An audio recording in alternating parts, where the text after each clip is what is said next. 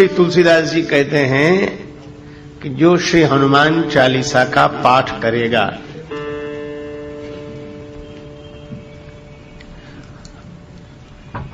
उसे सिद्धि प्राप्त होगी।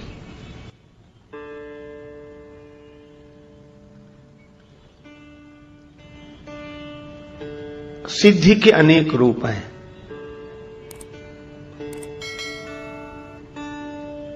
मन की शुभकामनाओं की पूर्ति हो जाना सिद्धि है। मन कामना सिद्धि नर पावा। भक्ति की याचना करते करते भक्त हो जाना सिद्धि है।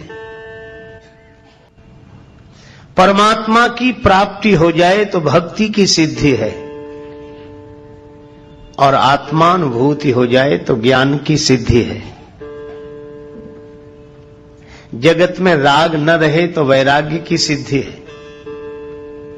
शुभ कामनाओं की पूर्ति हो जाए तो यह लौकिक दृष्टि से सिद्धि है। श्री तुलसीदास जी कहते हैं कि किसी भी तरह की सिद्धि हो श्री हनुमान चालीसा के पाठ से अवश्य मिल जाएगी, और इसके साक्षी भगवान शंकर हैं। होय सिद्धि साखी गौरीशा। शंकर भगवान साक्षी क्यों है? जो भाग्य में नहीं होगा क्या वह भी श्री हनुमान चालीसा के पाठ से मिल जाएगा?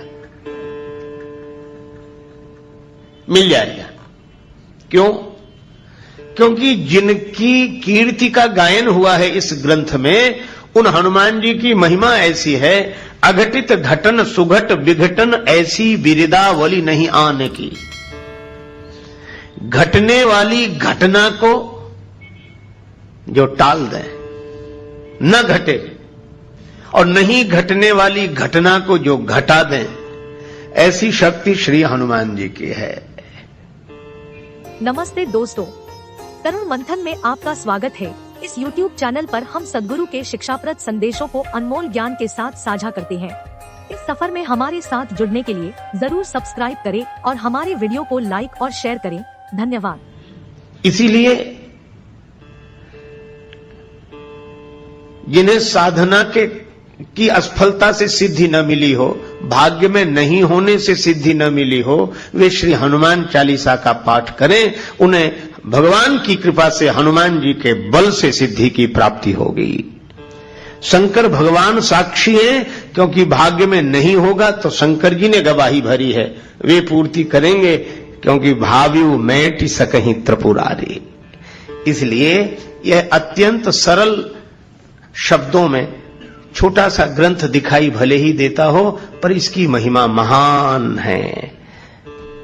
जो यह पढ़े हनुमान चालीसा होय सिद्धि साखी गौरीशा। तो जिस ग्रंथ की ऐसी महिमा है, उसी ग्रंथ रत्न का हम लोग इस बार भगवान श्री सीताराम जी की कृपा से चिंतन कर रहे हैं। और यह भी संयोग है, श्री हनुमान चालीसा की कथा का शुभारंभ गुरुवार से, और श्री हनुमान चालीसा का आरंभ भी गुरु वंदना से। श्री गुरु चरण सरोज रज निज मन मुकुर सुधारि। वरणो रघुवर विमल यश योदायक फल चारि। और एक बात पर आपने शायद ध्यान न दिया हो, हनुमान चालीसा का आरंभ भी गुरु वंदना से है, और हनुमान चालीसा का विश्राम भी गुरु वंदना से है। आरंभ हुआ श्री गुरु चरण सरोज रज, और विश्राम हुआ कहां? जय जय जय हनुमान गोसाई। कृपा करहु गुरुदेव की नाई। कृपा करहु गुरुदेव की नाई। जय जय जय हनुमान गोसाई।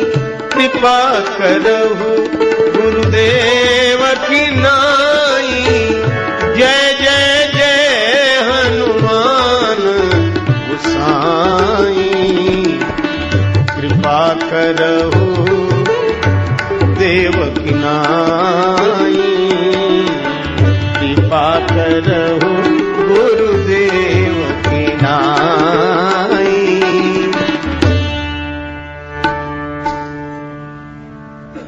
और इसका अर्थ है कि श्री तुलसीदास जी ने हनुमान जी को गुरुदेव के रूप में ही देखा है। क्यों देखा है? देखो, गुरुदेव की महिमा क्या है?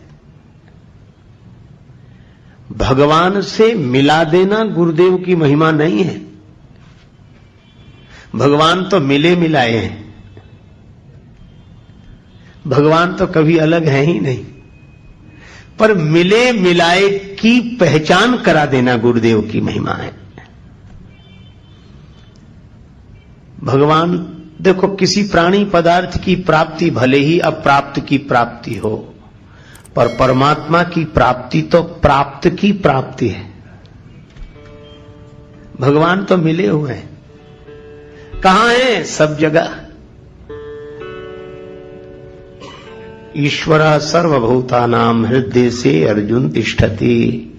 गीता गायक भगवान गोविंद कहते हैं कि वह परमात्मा सबके हृदय में बैठे हुए हैं। श्री तुलसीदास जी बार बार रामचरितमानस में कहते हैं, अस प्रभु हृदय अछत अविकारी, सबके उर अंतर बसहु जानहु भाव कुभाव। तो भगवान तो सबके साथ है।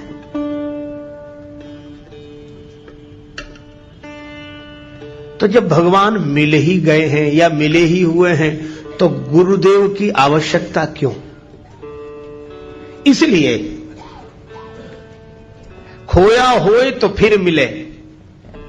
कोई वस्तु खो गई हो तो खोजने से मिल जाएगी, और कोई रूठ गया हो तो मना लेंगे। खोया होए तो फिर मिले, रूठा ले ही मनाए, पर मिला रहे फिर ना मिले, तासों कौन बसाए। तो जो मिला रहने के बाद भी न मिल रहा हो,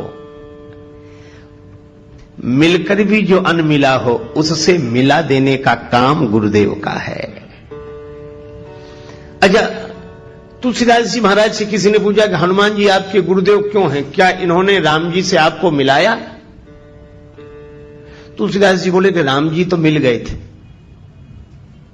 फिर हनुमान जी ने क्या किया? कहा कि मिले हुए राम जी को हम पहचान नहीं पा रहे थे।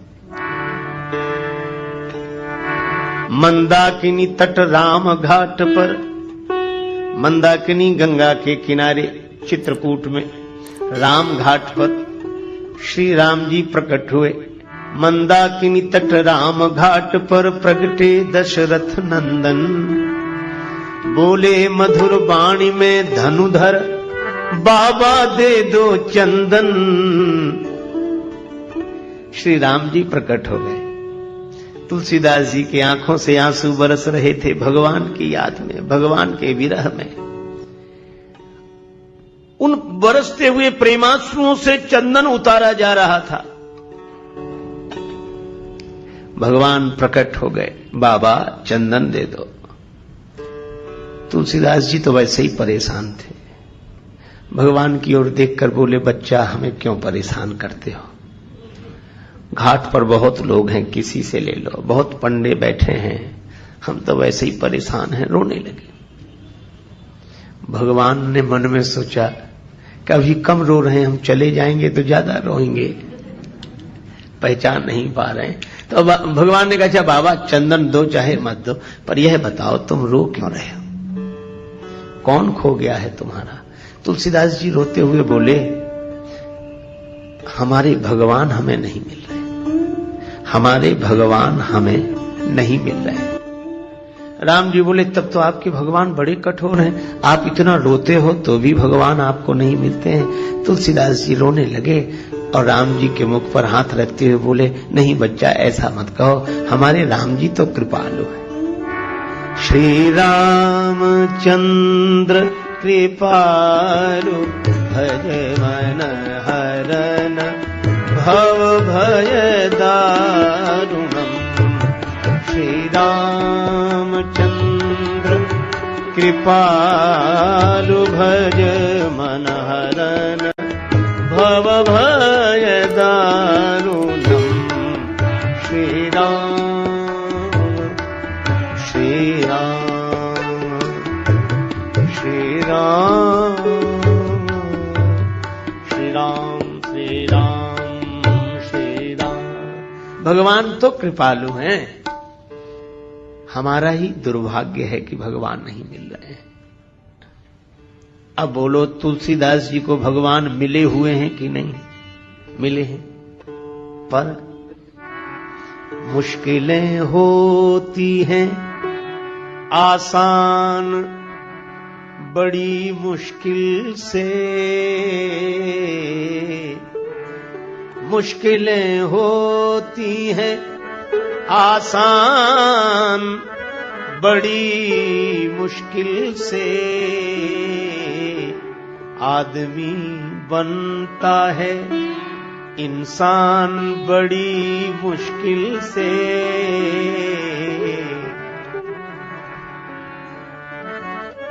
ढूंढने वाले को मिल जाते प्रभु हैं, लेकिन आंख कर सकती है पहचान बड़ी मुश्किल से।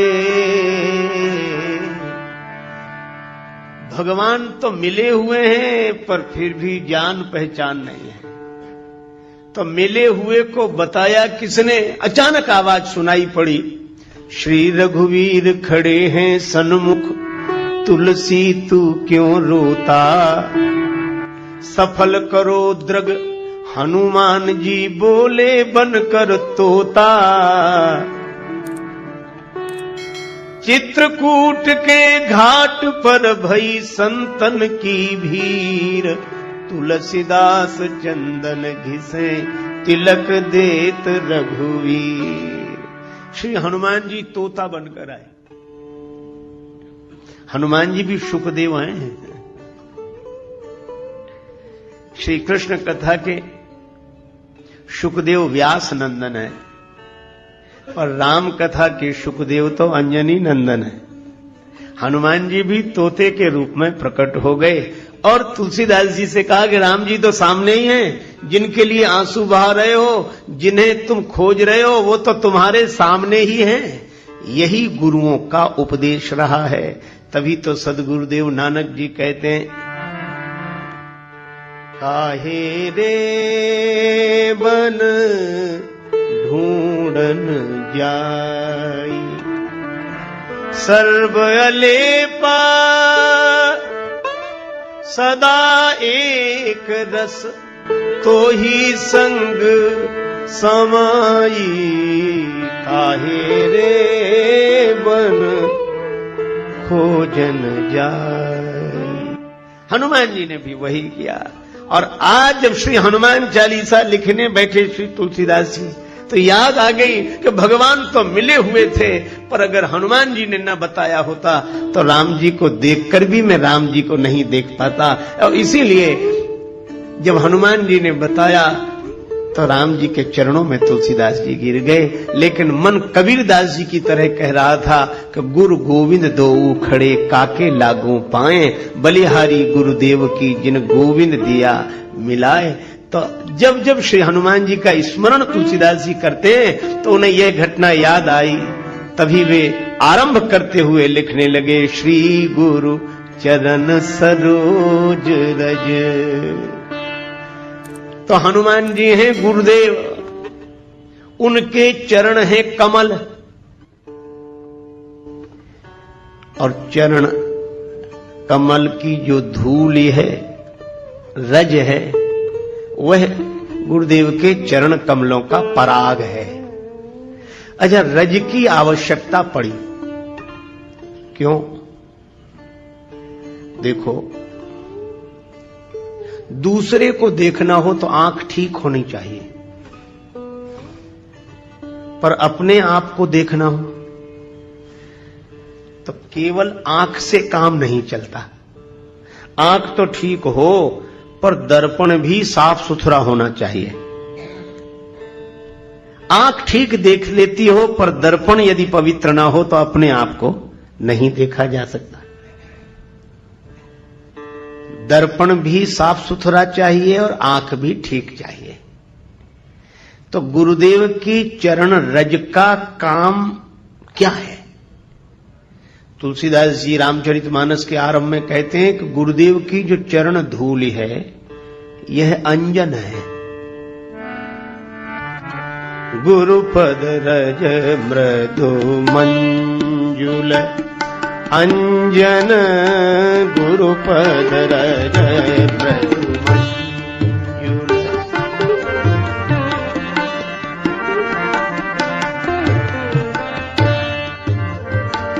नयन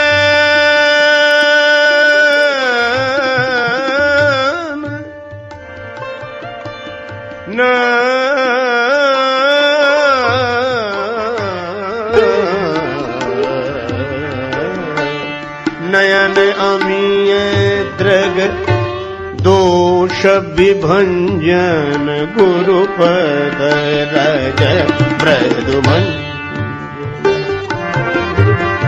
गुरुपद रज मृदु,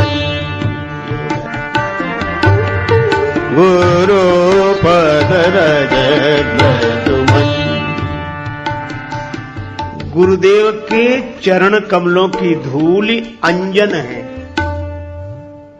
अंजन जो आंख में आंजा जाए उसको अंजन, नेत्रों के दोष को दूर करने वाला हो वो अंजन। तो हनुमान जी महाराज हैं अंजनी नंदन। तो अंजनी नंदन है गुरुदेव, उनके चरण की धूलि बन गई अंजन।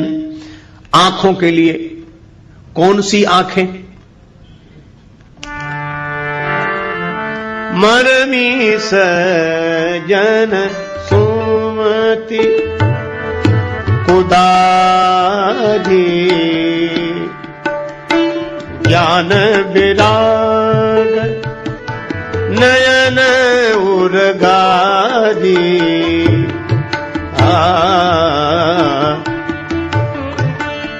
मारवी सज्जन सुमति।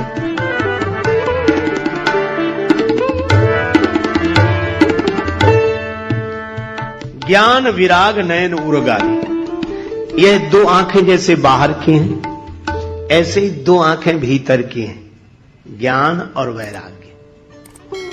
ज्ञान भी भीतर रहता है और वैराग्य भी भीतर रहता है। त्याग दिखाई देगा, क्रिया दिखाई देगी, कर्म बाहर दिखाई देता है, त्याग भी दिखाई देता है, लेकिन वैराग्य भीतर रहता है, वो दिखता नहीं, वो मन की दशा है।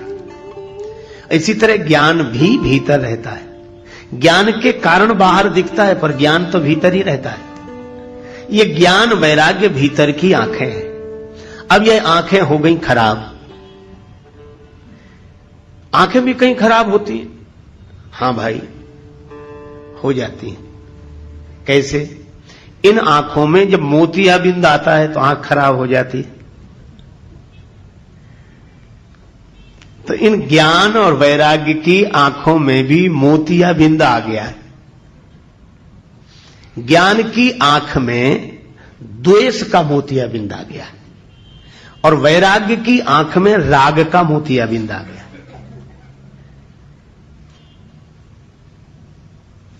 कई बार आपने देखा होगा ज्ञान तो रहता है लेकिन उसके बाद भी दुश्मनी मिटती नहीं। और ज्ञान किसका है? बोले अद्वैत का। और दुश्मन कौन है? बोले दूसरा आदमी हमारा दुश्मन है। ज्ञान कहता है कि दूसरा है नहीं। तो ज्ञान की आंख तो है पर द्वेष का मोतियाबिंद आ गया। हमें ज्ञान तो अद्वैत का है पर द्वंद्व द्वैत में बना हुआ है। यही ज्ञान की आंख में द्वेष का मोतियाबिंद आ गया। और अगर ज्ञान की आंख ठीक है तो उमाज राम चरण रत विगत काम मद क्रोध, निज प्रभुमय देखई जगत तो कहिसन करई विरोध। फिर विरोध क्यों होगा? कोई प्रेम से भर जाए, भगवान को सर्वत्र देखेगा तो प्रेम से भर जाएगा। करूं मैं दुश्मनी किससे, कोई दुश्मन हो घर मेरा, मोहब्बत ने नहीं रखी जगह दिल में अदावत की। तो ज्ञान की आंख अगर ठीक ठीक देखे तो झगड़े ही मिट जाएं। पर एक बात है, कई बार यह प्रश्न उठता है कि कैसे ज्ञानी है? ज्ञानी है तो ये द्वंद्व क्यों? तो इसका मतलब यह अज्ञानी है? नहीं नहीं, मैं आपसे कहूं कि जिनके जीवन में द्वंद्व भी दिखाई दे, द्वेष भी दिखाई दे, तो ऐसा नहीं मानना चाहिए कि यह ज्ञानी नहीं है। अरे मोतियाबिंद आ जाए तो यह नहीं मानना चाहिए कि आंख नहीं है। आंख तो है, खराब हो गई है। इसी तरह ज्ञान होने पर भी जिनके जीवन में परस्पर द्वंद्व झगड़े दिखाई दें तो यह समझना चाहिए कि ज्ञान की आंख तो ठीक है, द्वेष का मोतियाबिंद आ गया, आंख तो है, ज्ञान तो है। अच्छा बोलो, हम आप सबको ज्ञान है कि नहीं? ज्ञान तो है, पर आंख थोड़ी खराब हो गई। आंख तो है तो आंख नहीं लानी पड़ेगी, इसका इलाज कराना पड़ेगा। मैं भी आपसे निवेदन करता हूं कि आपको ज्ञान की जरूरत नहीं है, बस ये ज्ञान की आंख जो खराब हो गई है इसका इलाज कराने की जरूरत है बस।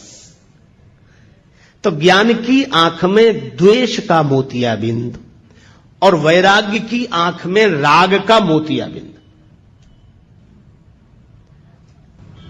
अब ये ज्ञान और वैराग्य की आंख में आए हुए राग द्वेष के मोतियाबिंद को कैसे दूर करें? तुलसीदास जी बोले अंजन लगाओ। और अंजन गुरुपद रज मृदु मंजुल अंजन, गुरुपद रज मृदु मंजुल नयन अमीय द्रग दोष विभंजन, गुरुपद रज मृदु मंजुल, गुरुपद रज मृदु मंजुल, गुरुपद रज मृदु मृदु मंजुल, पद मृदु मंजुल। गुरुदेव की चरण धूलिए अंजन है और यह ज्ञान की आंख की बीमारी द्वेष को दूर कर देगी और ज्ञान की आंख को स्वस्थ कर देगी। अच्छा, वैराग्य तो है, पर आप कभी कभी देखते होंगे जो वैराग्यवान है उनमें भी राग दिखाई देता है, तो लोग तुरंत आलोचना करने लगते, काहे के वैराग्य जब राग है? नहीं भाई, वैराग्य तो है, पर वैराग्य की आंख में ये बीमारी आ गई राग की। तो राग कैसे दूर हो? बस गुरुदेव की शरणागति लो, चरण धूल। जो गुरुदेव के चरणों के आश्रित रहते हैं उनकी ज्ञान वैराग्य की आंखें ठीक हो जाती हैं। गुरुदेव की चरण धूलि का अंजन ज्ञान वैराग्य की आंखों का दोष दूर करने वाला है। अच्छा, एक अद्भुत बात, धूल अगर आंख में गिर जाए तो खुली हुई आंख भी बंद हो जाती है। धूल अगर आंख में गिर जाए तो खुली हुई आंख भी बंद हो जाती है। लेकिन अद्भुत बात है, वही धूल जब गुरु जी के चरण से जुड़ जाए तो जो धूल खुली हुई आंख को बंद करने वाली थी, वही जब गुरुदेव के चरण से जुड़ जाती है तो बंद हुई आंख को खोलने वाली बन जाती है। यह गुरुदेव के चरणों की महिमा है। अच्छा, और गंभीरता से सोचें, रज धूल को भी कहते हैं और रजोगुण को भी कहते हैं। रजोगुण का संबंध काम से है। कामेश क्रोधेश रजोगुण समुद्भवः, श्रीमद् भगवद गीता में कहा गया रजोगुण से काम उत्पन्न होता है। लेकिन वही रज गुरुदेव के चरण से जुड़ जाए। एक आपने उदाहरण सुना होगा, राम जी की चरण रज ही तो अहिल्या चाहती थी, उद्धार हो गया। क्यों? अहिल्या जी का भाव यह था कि रज के कारण ही पतन हुआ है, काम के कारण ही पतन हुआ है। का वही रज जब भोग से जुड़ती है तो पतन का हेतु बन जाती है, और वही रज अर्थात कामना भगवान से जुड़ती है तो उद्धार का हेतु बन जाती है। तो रज वही है, पर गुरुदेव के चरण से जुड़ जाए। अगर हमारी कामना भी हो तो बस यह कामना हो। संतन ढींग बैठी बैठे, संतन ढींग बैठी बैठे, लोक लाज होई। संतन ढींग बैठी बैठी, संतन ढींग बैठी बैठी बैठी बैठी बैठी बैठी, संतन ढींग बैठी बैठी। जब मन सत्संग में लगने लगे, प्रथम भगति संतन कर संगा, गुरुदेव में लगने लगे, तो आंख भी ठीक काहे से होगी? गुरुदेव की चरण धूलि से। अच्छा ठीक है, गुरुदेव की चरण धूलि से आंख तो ठीक हो गई, ज्ञान भी ठीक हो गया, वैराग्य भी ठीक हो गया। अब एक बात सोचना आप, ज्ञान की आंख ठीक हो गई, वैराग्य की आंख ठीक, तो आंख देखती दूसरे को है। तो हम ज्ञान वैराग्य की दृष्टि से सारी दुनिया को देखने लगे, लेकिन जिन आंखें सब देखिए आंख न देखी जाए, उन्हीं आंखों को देखना हो। जिन आंखों से हम सब देखते हैं उन्हीं आंखों को देखना हो, अपने चेहरे को देखना हो, तो केवल आंखों से काम नहीं चलेगा, फिर तो दर्पण की आवश्यकता पड़ेगी। तो तुलसीदास जी से किसी ने पूछा कि ज्ञान और वैराग्य अगर आंखें हैं तो दर्पण क्या है? तुलसीदास जी बोले, अपना मन ही दर्पण है। अपना मन दर्पण है। तो दर्पण तो है अपने पास, पर दर्पण में चेहरा दिख नहीं रहा है। हमें ज्ञान तो हो गया है, क्योंकि हम सत्संग में बैठकर आए, ज्ञान हो गया है। वैराग्य भी है, क्योंकि ज्यादा नहीं सही पर कुछ देर को तो संसार भूलकर बैठे ही हैं, पर फिर भी अपना चेहरा नहीं दिख रहा है। क्यों नहीं दिख रहा? दर्पण मैला है, और दर्पण क्या है? मन। दिल का शीशा साफ कर,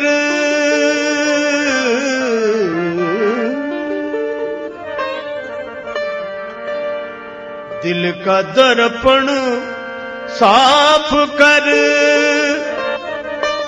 दूर कर अभिमान को,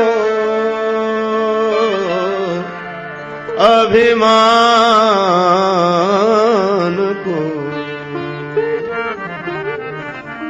प्रेम भक्ति के बिना,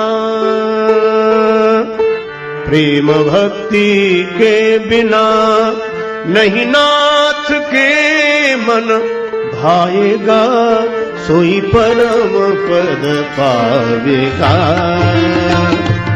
सोई परम पद पावेगा। जो भजे हरि को सदा, जो भजे हरि को सदा, सोई परम पद पावेगा, सोई परम पद पावेगा।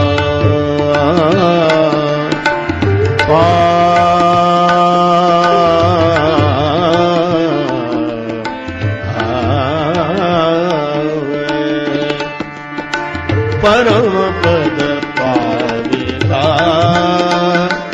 सोही परम पद पावेगा।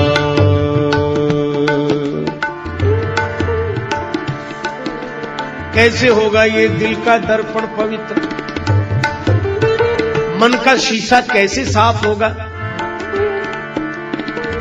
छोड़ दुनिया के मजे सब, बैठ कर एकांत में, एकांत में ध्यान धर,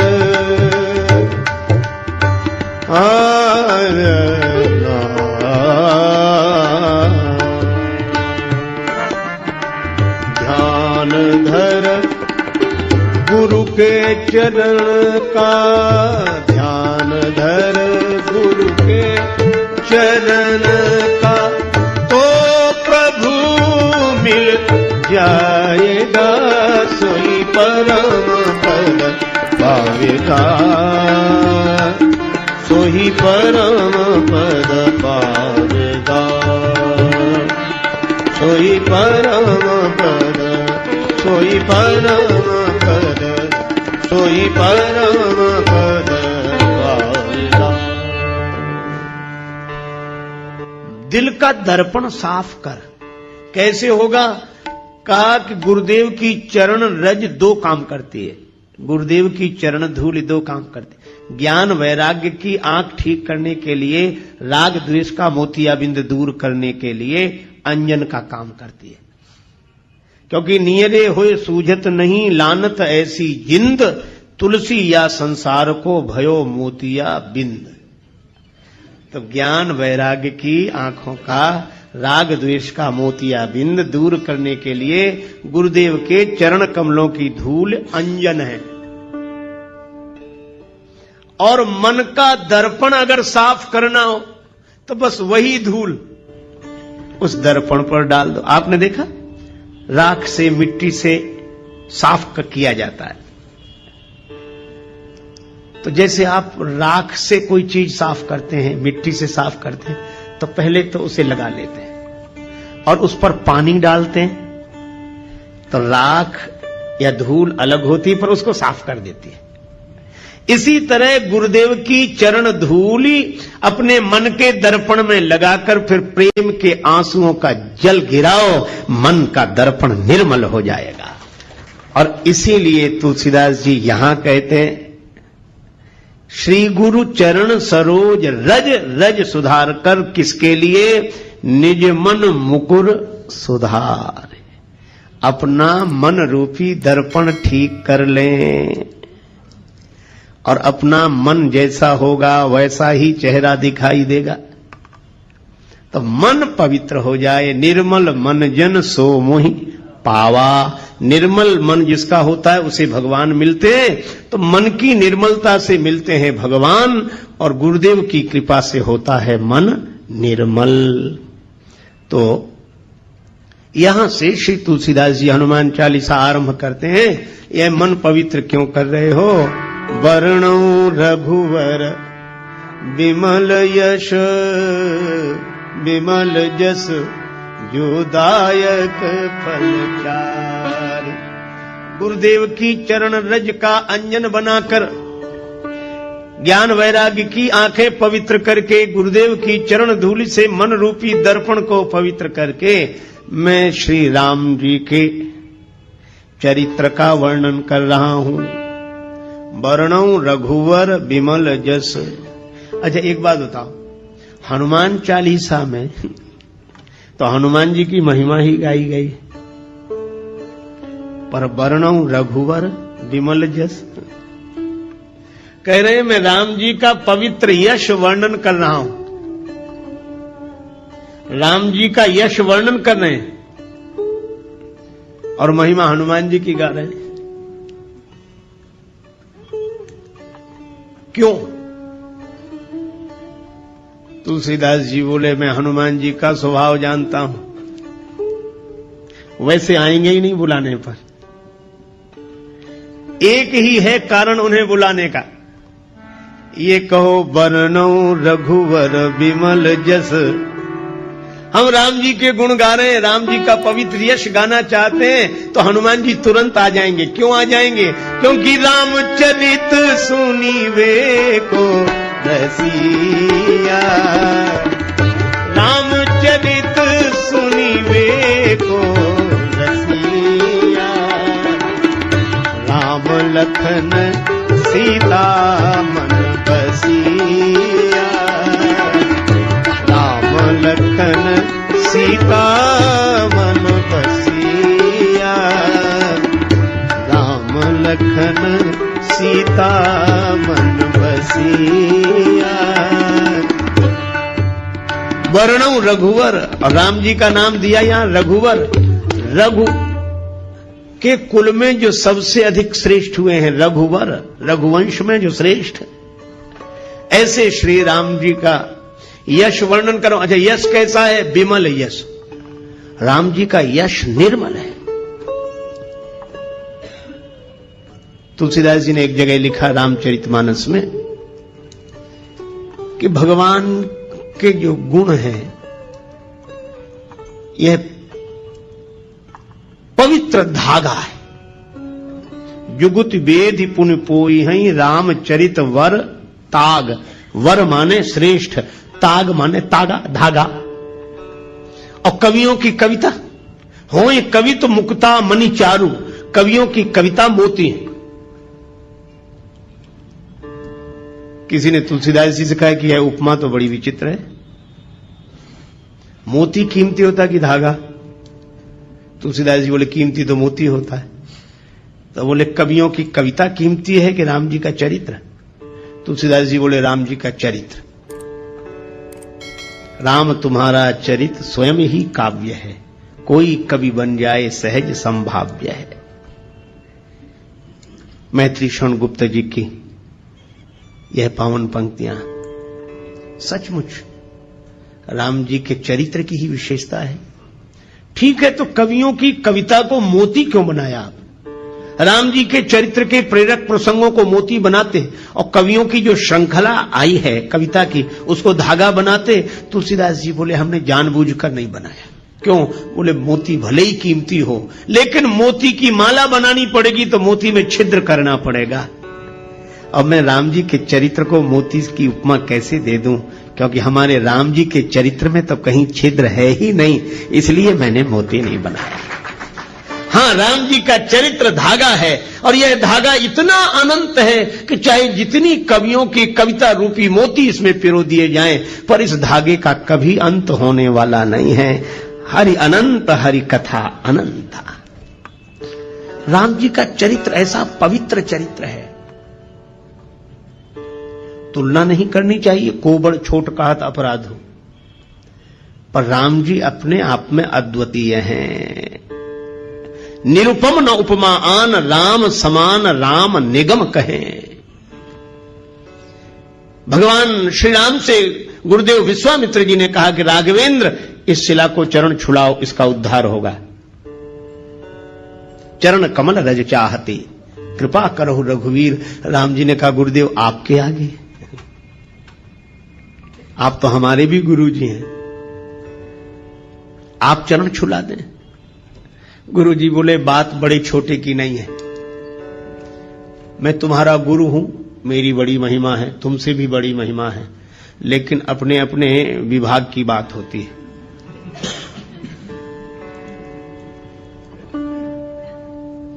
कहीं कहीं चेले की महिमा गुरु से भी अधिक होती है। राम जी बोले सो कैसे? आपने तो मुझे भी ज्ञान दिया है। बोले बात ज्ञान की नहीं है राम, सुनो। क्या?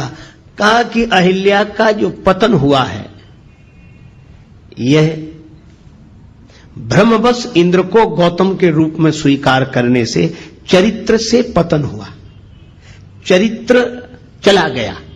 और चरित्र से जो गिर गया हो उसका उद्धार कौन करे? तब गुरु जी ने कहा कि चरित्र से जो गिर गया उसका उद्धार उसकी चरण धूलि कर सकती है जो चरित्र से कभी न गिरा हो। और राम इस दृष्टि से देखें तो एकमात्र तुम ही हो और कोई नहीं है। क्यों? मन में विकार आ जाता है पर हम ज्ञान वैराग्य विचार के बल पर संभल जाते हैं। पर राम तुम तो ऐसे हो कि मुझे अतिशय प्रतीत मन केरी, जागृत की कौन कहे जही सफलिहु पर नारी नहेरी। ऐसा विमल चरित्र पवित्र चरित्र तो केवल श्री राम का है।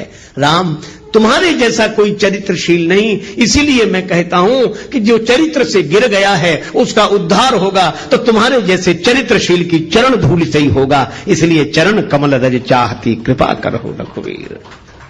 राम जी जैसा निर्मल चरित्र पवित्र चरित्र दूसरा नहीं।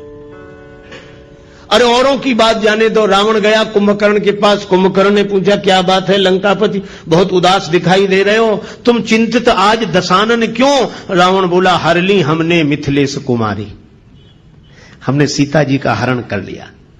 तुम चिंतित आज दशानन क्यों? हर ली हमने मिथिलेश कुमारी।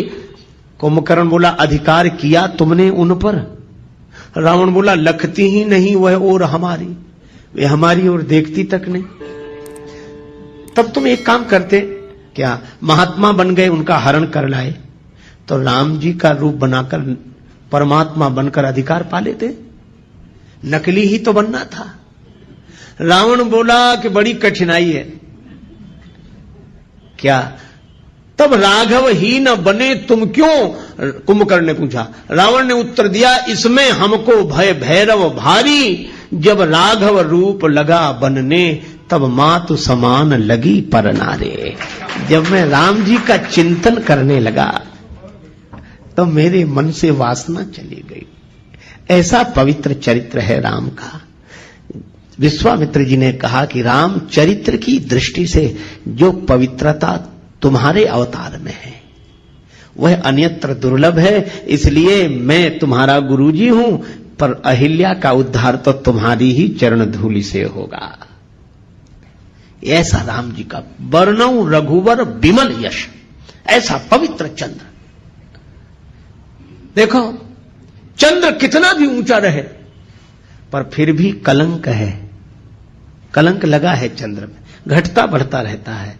लेकिन हमारे रामचंद्र ऐसे चंद्र हैं जो निष्कलंक चंद्र हैं, जिनमें घटने बढ़ने की घटना नहीं होती, सदा एक रस निर्मल पवित्र चंद्र श्री रामचंद्र है।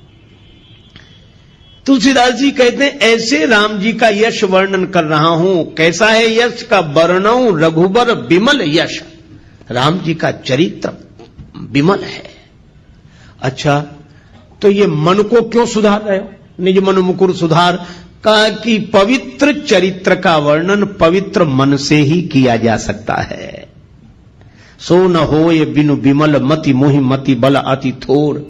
तो ये पवित्र मन हो जाए तो कैसे होगा? बोले पहले मन पवित्र हुआ, श्री गुरु चरण सरोज रज निज मन मुकुर सुधारी, वर्णौ रघुवर विमल जस। मैं राम जी के पवित्र यश का वर्णन करना चाहता हूं, इसलिए श्री हनुमान जी मेरा मन निर्मल कर दो। किसी ने पूछा क्यों करना चाहे तो क्या फायदा है?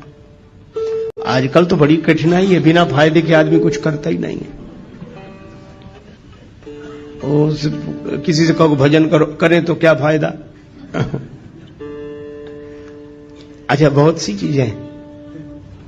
एक आदमी ने हमसे बार बार कहा, बहुत तंबाकू गुटखा खाते थे, बार बार मुंह भरने, फिर कहें आप भजन की कहते हो क्या फायदा? बोले आप जब जब भजन की कहते हो हमें तो बड़ी परेशानी लगती, करें क्या फायदा? हमने कहा अच्छा एक बात बता दो, तुम ये बार बार तंबाकू गुटखा खाते हो, इससे क्या फायदा? सो बोले कहे तो ठीक रहे, फायदा तो कुछ नहीं। हमने कहा फिर क्यों? बोले आदत पड़ गई। तो हमने कहा कि बिना फायदे के ये खा सकते हो, बिना फायदे की सोचे ये सड़ी गली चीज खा सकते हो, तो क्या भगवान का भजन बिना फायदे की सोचे नहीं कर सकते हो?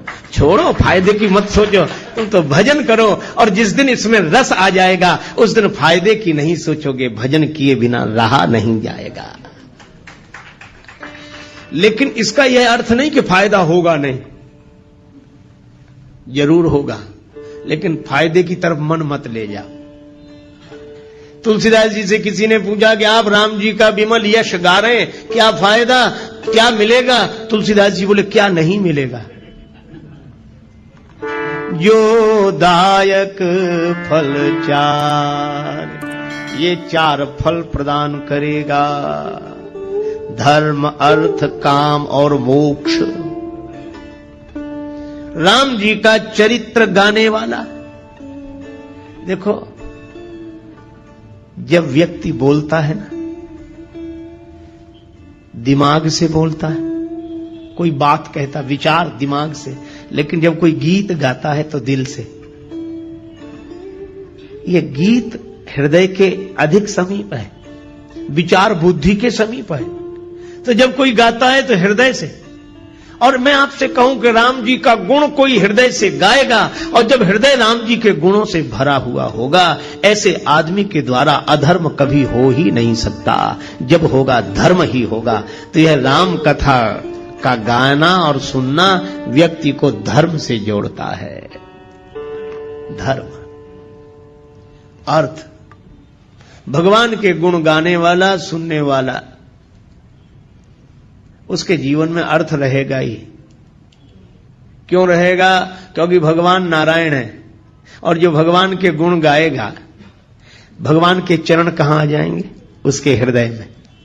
ये यही कथई स्नेह समेता, कहीं हई सुनी हई समुझ सचेता, होई हई राम चरण अनुरागी, कलिमल रहित सुमंगल भागी। भगवान के चरणों का अनुराग उसके मन में आ जाएगा। तो भगवान के चरण कहां आ जाएंगे? उसके हृदय में, उसके जीवन में। और जब मैं आपसे एक बात पूछता हूं, लक्ष्मी जी को दुनिया भर में ढूंढो, कहां मिलेंगी? भगवान के चरणों में।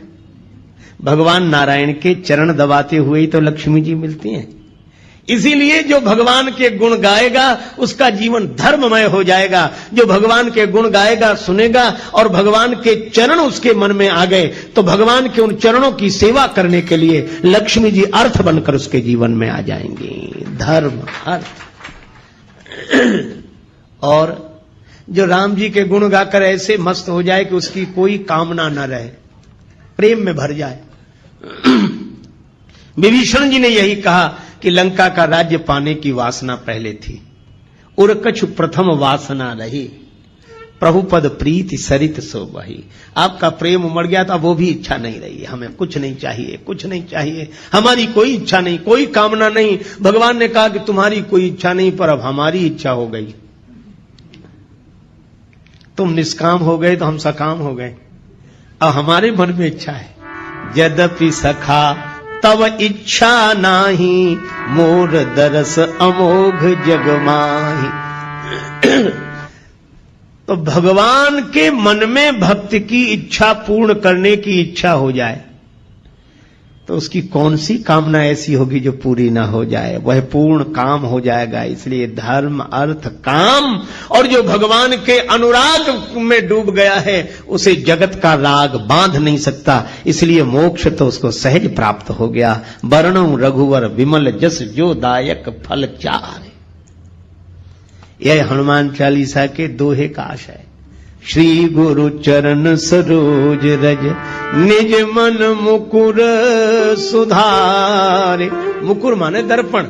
वर्णो रघुवर विमल यश, जो दायक फल चार। अच्छा, जब यह सब जानते हो तो राम जी के गुणों का वर्णन शुरू करो। चारों फल मिलेंगे, करो शुरू। तुलसीदास जी बोले, भगवान का यश है विमल, और बुद्धि भी कैसी चाहिए? विमल सो न होय बिनु विमल, मति मोहि मति बल अति थोर। करो कृपा, सब कृपा करो मुझे पवित्र बुद्धि की प्राप्ति हो जाए। तो अब किससे कृपा की याचना कर रहे हो? तुलसीदास जी बोले, बुद्धिहीन तनु जान के, सुमिरो पवन कुमार। यह शरीर बुद्धिहीन है। शरीर तो है पर इसमें समझ नहीं है। इसलिए हनुमान जी का स्मरण करना। अच्छा, बुद्धि नहीं है तो हनुमान जी से क्यों मांग रहे हो? बोले इसलिए हनुमान जी बुद्धि के भंडार हैं। बुद्धिमताम वरिष्ठम और ज्ञानी नाम अग्रगण्यम। ज्ञानियों में अग्रगण्य हैं, बुद्धिमानों में सर्वश्रेष्ठ हैं। तो जो बुद्धि के भंडार हैं, है ना, जो जिस चीज का भंडार हो उससे वही चीज मांगी जाती। हनुमान जी, आप बुद्धिमान हैं, आप बलवान हैं, और आप विद्यावान हैं। इसलिए तीनों चीजें हमें दे दो। बल बुद्धि विद्या देहु मोहि, हरहु कलेश विकार। बल भी चाहिए, बुद्धि भी चाहिए, विद्या भी चाहिए, है ना। देखो, तलवार चलाना आना चाहिए, पर चलाने के लिए तलवार भी तो चाहिए। तो विद्या का उपयोग करने के लिए बुद्धि चाहिए, पर बुद्धि जिसका उपयोग कर सके ऐसी विद्या भी तो चाहिए। तो बुद्धि और विद्या दोनों,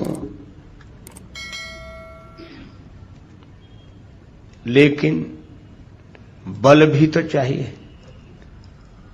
बुद्धि का प्रयोग सही समय पर कर सकें वैसी ताकत भी चाहिए, बल। और या यूं कहो कि बुद्धि बल के साथ बहुत आवश्यक है।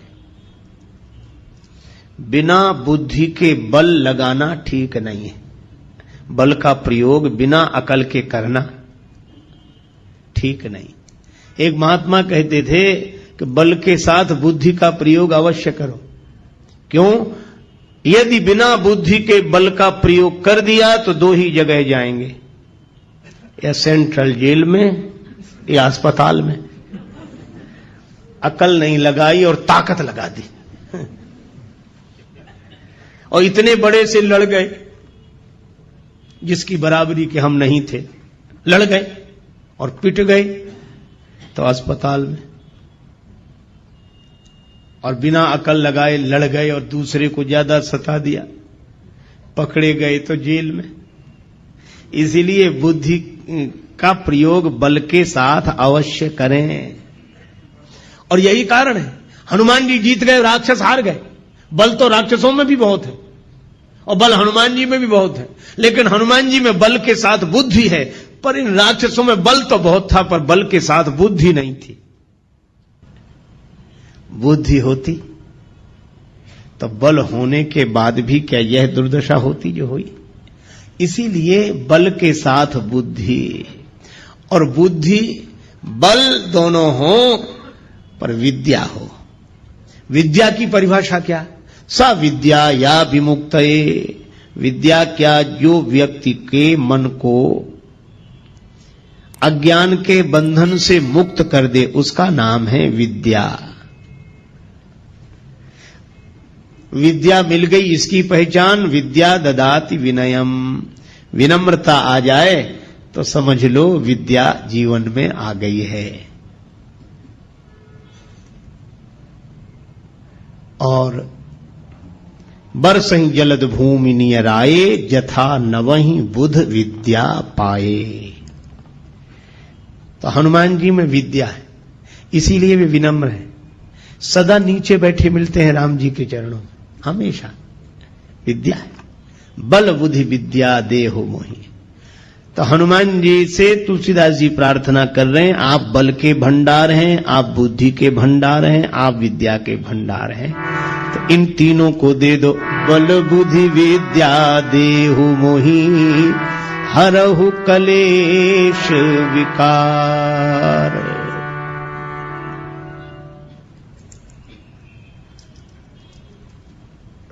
देखो, कलेश दूर हो जाए। राग द्वेष ये कलेश है। अभिनिवेश, अस्मिता, अविद्या, अविद्या, अस्मिता, अभिनिवेश, राग द्वेष, यह 5 क्लेश हैं योग शास्त्र के अनुसार। ये क्लेश मिट जाएं, विद्या होगी तो अविद्या नहीं होगी, विनम्रता होगी तो अस्मिता नहीं होगी, वैराग्य होगा तो अभिनिवेश नहीं होगा, और ज्ञान वैराग्य जब होंगे तो न राग होगा न द्वेष होगा। ये 5 क्लेश मिट जाएं। बल बुद्धि विद्या देहु मोहि, हरहु कलेश और विकार, काम क्रोध मोह, लोभ मोह मद मत्सर, ये 6 विकार हैं, 6 विकार हैं। काम क्रोध लोभ मोह मद मत्सर। मत्सर का अर्थ है दूसरे से ईर्ष्या करना, मत्सर। मद का अर्थ है अभिमान। मोह का अर्थ है एक ही जगह रुके रह जाना, अटक जाना। देखो, कभी आपने देखा ना, किसी गीत की रिकॉर्ड बज रहा हो, ऐसे सुई चलती है उस पर, ग्रामोफोन पर, तो कभी कभी हम लोग बचपन में देखते उसकी सुई एक जगह अटक जाती थी तो उतना गाती रहती थी। किसी को अच्छा नहीं लगा, अरे बंद करो ये, तो वो तुरंत ठीक करता था। मैं आज भी देखता हूं, मोह का अर्थ यही है कि जिसकी सुई एक ही जगह अटक जाए वो उतना ही गाना, उतना ही निकले, उतना ही अटक जाना। गीत चलता रहे है ठीक है, लेकिन अटक जाना, जो अटका वही भटका। तो अटको मत, चलते चलो। हम तो हमारी मस्ती में झूमते चले हैं। ये मोह है, अटक जाना। देखो, गुलाब के फूल के मूल में, उसकी डाली में भौरा रुक ही रहा। गुलाब के फूल झड़ गए, पत्तियां गिर गईं। किसी ने भौरे से कहा कि जाओ। भौरा बोला, यही आशा अटक्यो रहो, अली गुलाब के मूल, हुई है बहुरी बसंत ऋतु इन डारन बेफूल। फिर खिलेंगे गुलाब, हम डाली तो छोड़कर नहीं जाते। ये मोह। कमल संपुटित होने लगा, कमल के बंद होने का समय आया। भौरा फिर भी बाहर नहीं निकला, भ्रमर नहीं निकला, उसी में कैद हो गया। किसी ने कहा तुम तो काठ को चीर कर निकल जाते हो, कमल के कोमल पत्ते को चीर कर निकल जाओ। बोले निकलने की जरूरत क्या है, सवेरा होगा, सूर्योदय होगा, कमल खिलेगा, फिर पराग का पान करेंगे। अहो मोह महिमा बलवाना। और तब तक सूर्योदय होने के पूर्व ही एक मतवाला हाथी आया, उस कमल को मूल सहित तोड़ कर ले गया, खा गया। भौरे का जीवन भी समाप्त हो गया। इसी तरह मोही मन यह सोचता है कि अटके रहो, अटके रहो, फिर रस लेने के लिए अटके रहो, अटके रहो। तब तक काल का मतवाला हाथी आकर जीवन ही नष्ट कर देता है। ये मोह। मत्सर, दूसरे से ईर्षा। मद माने अभिमान। जो मिला है, देखो अभिमान कब आता है? मिली हुई चीजों पर ध्यान जाता है तो अभिमान आता है, मिली हुई विशेषताओं पर ध्यान जाता है तो अभिमान आता है, और देने वाले पर जब ध्यान जाता है तो अभिमान चला जाता है। फिर भगवान दिखाई देते हैं, अभिमान नहीं। मद, मत्सर, दूसरे से ईर्षा। अपनी तरफ कम ध्यान, दूसरे की तरफ ज्यादा। अपना दुख उतना दुख नहीं है जितना कि दूसरे का सुख नहीं देखा जा रहा है। मत्सर, मोह, मद। और इसी तरह काम, क्रोध, लोभ, चार। ये काम, क्रोध, लोभ, मोह, चार। मद, मत्सर, ये 6 विकार हैं। लोभ है, जो मिला है वह छूटे नहीं कभी, यह लोभ है। अच्छा देखो, लोभ और लालच में अंतर है। दूसरे का मिल जाए ये लालच है, लेकिन लोभी कौन? बोले दूसरे का मिले चाहे न मिले पर हमारा न जाए, ये लोभ है। काम, कोई ना कोई इच्छा बनी ही रहे, कभी शांति से नहीं बैठ पाते। अच्छा कभी भी आप देखना, मन को देखते रहना, यह हमेशा कुछ ना कुछ चाहता रहता है कि नहीं? अगर ऐसा हो जाता तो, ऐसा हो जाता तो, ऐसा हो जाता तो। ये ऐसा हो जाता तो ही इस होने में सुख से नहीं रहने दे रहा है। हो जाता तो हो जाता। ये काम विश्रामहारी, इस काम के कारण ही विश्राम नहीं मिलता, और इसमें कहीं विघ्न पड़ जाए तो क्रोध प्रकट हो जाता है। काम पूर्ति पर बढ़ता लोभ।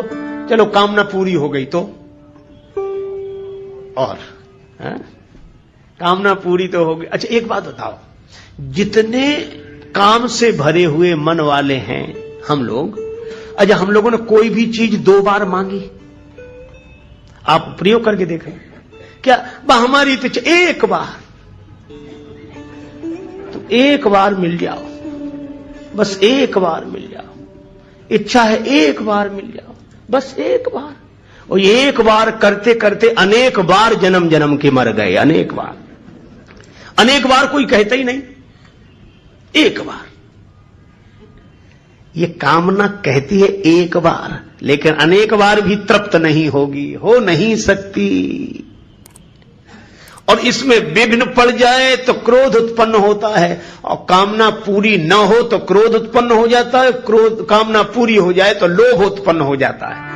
काम पूर्ति पर बढ़ता लोभ, नहीं मिले तो होता क्षोभ।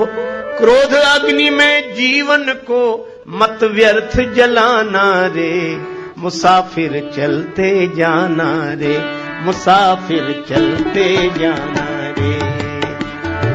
ना अटको ना भटको ये है देश वीराना रे, मुसाफिर चलते जाना रे, चलते जाना रे, मुसाफिर चलते जाना रे।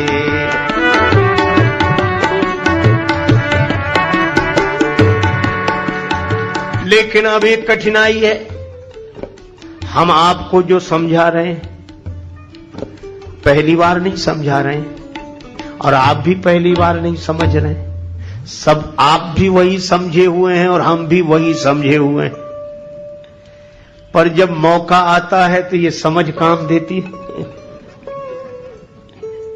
आपकी तो देती होगी, हमारी तो नहीं देती, लेकिन अभी तो समझ ठीक है।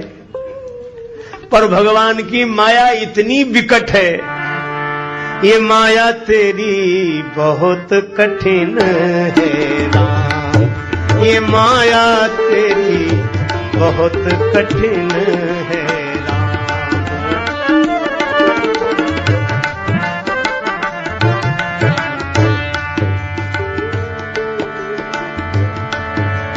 दुख में सुख दिखला के बनाती, दुख में सुख दिखला के बनाती, बड़ों बड़ों को गुलाम बहुत कठिन है राम, ये माया तेरी बहुत कठिन है राम,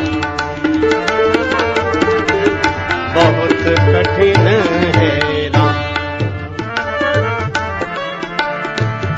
अच्छा विचार करना, करता नित्य विरोध क्रोध का, कहता बुरा परिणाम। जो क्रोध का विरोध करते हैं गलत है, क्रोध नहीं करना चाहिए, क्रोध अच्छी चीज नहीं है, बात सही है, लेकिन उनको ही जब क्रोध आता है तब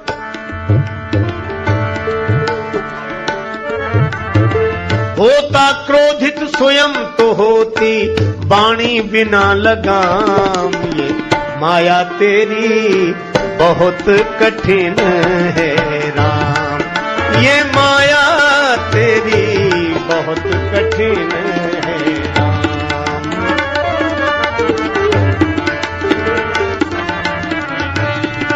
ये माया तेरी बहुत कठिन है राम।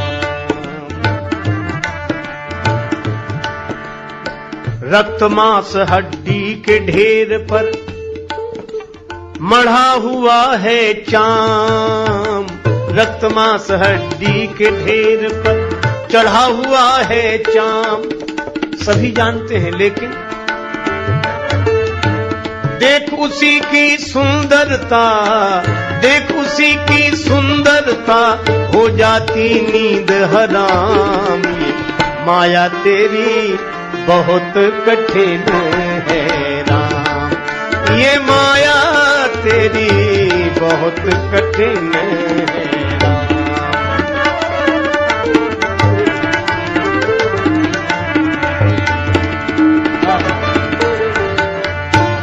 कठिन है राम।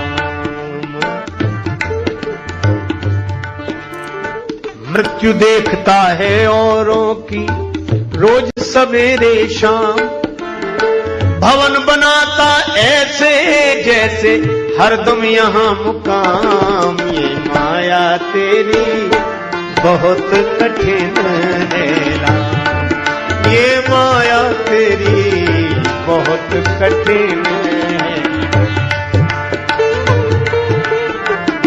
बहुत कठिन है राम। राजेश्वर प्रभु तुम करुणा निधि, मायापति है नाम, राजेश्वर प्रभु तुम करुणा निधि, मायापति है नाम। नाथ निवेरो अपनी माया, नाथ निवेरो अपनी माया, जीव लहे विश्राम, बहुत कठिन है राम, ये माया तेरी बहुत कठिन है, तेरी बहुत कठिन है, ये माया तेरी बहुत कठिन है राम। इसलिए जानने के बाद भी जिसके कुप्रभाव से हम मुक्त ना हो पाए, जिस वजह से उसी का नाम माया है। सो दासी रघुवीर के समझे मिथ्या सोपी, हम समझ गए कि मिथ्या है, 3 काल में नहीं है, पर छूट न राम कृपा बिन नाथ कहूं पद रोप। कागभूषण जी कहते हैं गरुड़ जी मेरा अनुभव है, निज अनुभव अब कहूं खगेशा, बिनु हरि भजन न जाहि कलेशा। इन क्लेशों से और विकारों से मुक्त होना पुरुषार्थ का परिणाम नहीं है, प्रसाद का परिणाम है, किसी का कृपा प्रसाद का परिणाम है। इसीलिए तुलसीदास जी कहते हैं कि मैं जानता हूं कि ये क्लेश हैं और ये विकार हैं, पर जानकर भी मैं इनसे मुक्त नहीं हो पा रहा हूं। इसलिए दीन होकर हनुमान जी महाराज मैं आपकी शरण में आया हूं, इसलिए आप कृपा करो। क्या बोले, इन क्लेश और विकारों से मैं तो मुक्त नहीं हो पा रहा हूं, पर आप बल बुद्धि विद्या देहु मोही। लेकिन ये बल बुद्धि विद्या मिलने के बाद भी ऐसा ना हो कि जीवन वैसा ही बना रहे, तो और क्या करें? कहरहु कलेश विकार, हमारे क्लेशों को और विकारों को दूर करें। ऐसी तुलसीदास जी ने प्रार्थना की हनुमान जी से, हरहु कलेश विकार। और उसके बाद आरंभ करते हुए कहा, जय हनुमान ज्ञान गुण सागर, जय कपीश तिहु लोक उजागर। रामदूत अतुलित बलधामा, अंजनी पुत्र पवन सुत नामा। जय हनुमान ज्ञान गुण सागर, जय हनुमान ज्ञान गुण सागर। जय कपीश तिहु लोक उजागर। रामदूत अतुलित बलधामा, अंजनी पुत्र पवन सुत नामा। जय हनुमान हनुमान,